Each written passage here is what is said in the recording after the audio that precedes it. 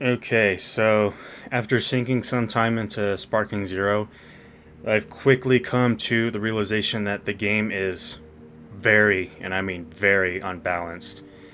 Now, when it comes to the online, the first couple days of Sparking Zero's release was actually pretty fun.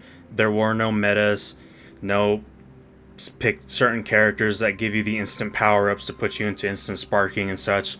None of that. Everyone was just kind of having fun with the game, including me.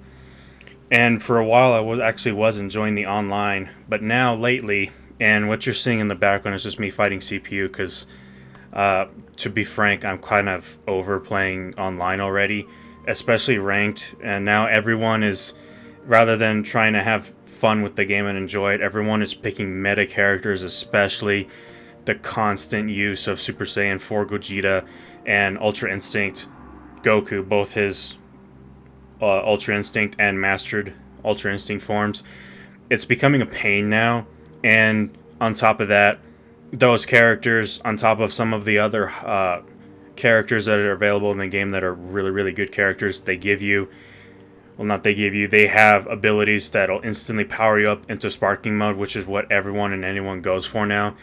Once you hit 3 bars, and it's usually 3 bars for every character. At 3 bars, you'll be able to use your instant power up to put you into sparking. And then from there, it's try and see who can get behind the other opponent first if they're both in sparking. And then it's just a matter of just mashing light attacks until the combo ends. And then from there, go and do your ultimate. That's basically the gist of what's going on now. I just wanted to fight CPU and show you kind of just a little bit of everything rather than just what the meta is, because honestly, it's just too boring. Now, the other issue is the vanishing. Now, when you're fighting CPUs, regardless of the difficulty, the CPU is always going to vanish your attacks twice, back to back. And if you can manage to vanish back to back as well, the CPU will never try and vanish a third time. Instead, it'll leave you open to follow up with the Dragon Dash, and then follow it up with some vanishing attacks, and then end it with the, I forget what it's called, but you blink right in front of them, or vanish right in front of them, and then you drop kick him towards the ground. That's basically a combo ender. Now in online, it's with how often the vanishing is for both players, you'll quickly, and I mean very quickly, master the vanishing mechanic. What ends up happening is it's no longer a matter of skill, it's a matter of who has more ki. Now, every time you vanish, it'll cost you a quarter of your ki bar, and it basically comes down to whoever has the most ki will win that vanish clash. And very, very rarely, either you or that other player will miss their vanish timing, allowing you to follow up for whatever attack it is you want. But when it comes to the higher ranks, that's never going to happen. It's always going to come down to a matter of ki. Even if you have just the 1 bar of ki, if you have 1 full bar of ki and your opponent has 1 bar of ki plus a quarter of another bar of ki, you automatically lost that vanishing clash. And that is a huge problem, because that's all the online is turning into. If it isn't going into infinite sparking mode, or if it isn't going to having all these builds that will allow you to have unblockable attacks and chipping away all this HP regardless of your block, it's going to turn into a vanishing clash. And even more so, it just whittles down to who has more ki. That has to change. Now, there are talks of how people are thinking that the game is already dying. I am not too sure if the game is already dying. It's still pretty early to say if the game is going to have any sort of real longevity, like as opposed to something like Xenoverse 2, which the only reason that game is still going is because the developers are still bringing out, I wouldn't say constant, but the updates are fairly common. And of course, there's also the modding community that there is that Xenoverse 2 revamp. Even I want to get back into Xenoverse and try out and see what the revamp is all about. I just have to but I have to uninstall and do like a clean install of Xenoverse 2, because I have a heavily modded version of the game and it won't let me install Xenoverse 2 revamp. But anyway, Sparking Zero, from what I have seen so far, and now that I've gotten a really good feel and a really good handle at the game, Control-wise, yes, the controls are very wonky. A lot of people are struggling with the controls. In fact, that's why they're saying the game is too hard. It's because of the control scheme. And I thought it was just me when I first made my video about Sparking Zero's weird control scheme and how I wish it was more like Xenoverse 2.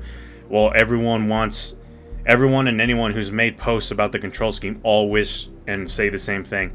They want to have a control scheme that's more similar to Xenoverse. Now, granted, some people say the Xenoverse controls are a little weird, but honestly, Xenoverse's control scheme is probably the best version of a Dragon Ball control scheme we're ever going to get.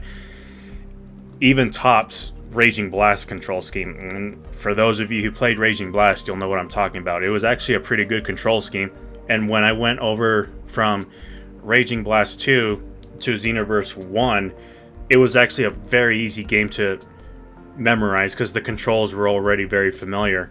When Sparking Zero dropped, I had no idea how to play the game. It felt alien to me. So that's where another issue is coming in. And then on top of that, when it comes down to the AI is stupid hard.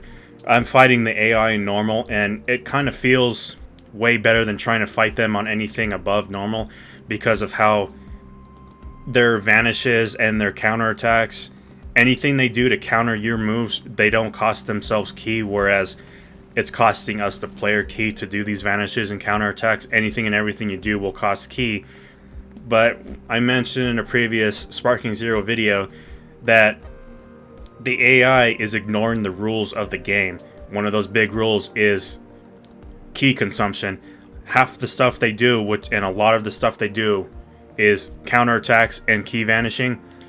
It's not costing them ki, so they can spam it for as much as they want. Now, like I said, the vanishing in particular, they'll always do 2 back-to-back vanishes. They're never going to do 1 vanish. They're always going to vanish 2 of your attacks. And again, if you can vanish their 2 attacks, the 3rd vanish will actually be open for you, so you're free to do whatever you want. They're never going to vanish a 3rd time. So when it comes down to how the game should be adjusted, there definitely should be some sort of ki sickness like in Budokai Tenkaichi 3 or previous Budokai Tenkaichi games. I can't remember if ki sickness was in every other Budokai game, but what ki sickness did was after you used an ultimate, you would go into ki sickness. Basically, your ki recharge time would be so much slower, and the only way to get rid of ki sickness is if you were using a Saiyan character in particular. This is what I remember from ki sickness. If you were in a Super Saiyan form, all you would have to do is revert back to your base form, and then that would get rid of ki sickness. The other way to get rid of ki sickness on that specific character is if you're in a team battle, just switch to another character and let them sit out for a bit until you're ready to switch back into them. And again, their ki sickness will go away. So there needs to be some sort of I want to see ki sickness come back. I don't think ki sickness is in Sparking Zero, because every time I've used an ultimate, and whether it's been successful or not, I don't have issues recharging my ki. But ki sickness should be a thing for Sparking Zero. Let's see what else. The vanishing, I think there should be a limit to how many vanishes each player can do. I think, because of how easy it is to vanish, I think what it should do is, and I think this was in Budokai Tenkaichi 3, and I think it was in previous Tenkaichi games as well, after a certain amount of vanishing, or successful vanishes from each player, it would go into another type of clash where it was more of a QTE event type of thing. Whoever pressed this button faster than the other, and I think it was a total of 5 times, would win that clash, and it would actually break up the tie. I need to see something like that return. I don't know what that feature was called in Budokai. Again, it's been years since I've played Tenkaichi. I think Ultimate Tenkaichi had something similar, but I think it was more of a combo ender. But yeah, we need to see some limits to what we can do as far as the counterattacks and the ki vanishing. I think the one thing that this game could use is, and to be frank, it's a Xenoverse specific feature, is the stamina mechanic. Obviously, the stamina is what was needed to use key attacks, or not key, yeah, but no, not key attacks. Sorry, stamina was used for vanishing to, follow up and make sure you can get a vanishing attack, and either vanishing a melee attack or vanishing an ultimate or a super attack.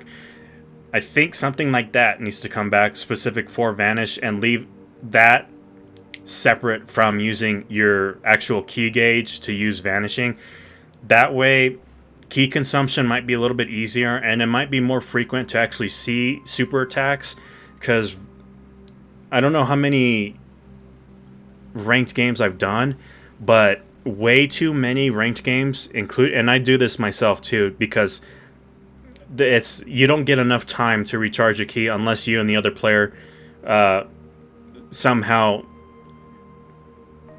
talk to each other. There is no voice chat as far as I know, but if you're able to do that, maybe find another player who will let you charge up, or obviously just play with a friend. Go on Discord and just say, hey, let's charge up and do a key clash. I have not once been able to do a key clash. I would love to end a lot of my games with just a key clash, regardless of if I win the overall fight or not. I just really want a key clash with some players, but I can't. But since there's no voice chat, or if there is a voice chat, I don't know how to actually turn it on.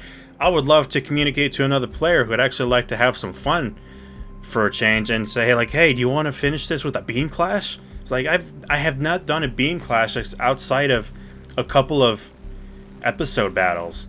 It's like I really want to do some of that, but I can't, because it's so limited right now to what what you can do in the online lobbies and such. So that's where I'm sitting at right now. The game needs a lot of tweaks. It does need a few quality of life improvements. It definitely needs some nerfs. It definitely needs to restrict the vanishing, so that way, instead of it coming down to who has how much key left, it should be more of a stamina system. Obviously, the stamina system was the same thing in Xenoverse, where it came down to who had more stamina to be able to win those vanishing acts. But it was much easier and much more enjoyable to play, whether it was online, offline, or the PQ battles or such. Xenoverse Online it's just better. There are no cheesy mechanics like there is in Sparking Zero. I mean, there's so much cheese right now on ranked. It's not funny. I can't do it. I'm over it. I think that's it for this rant and video. I'll see you on the next one.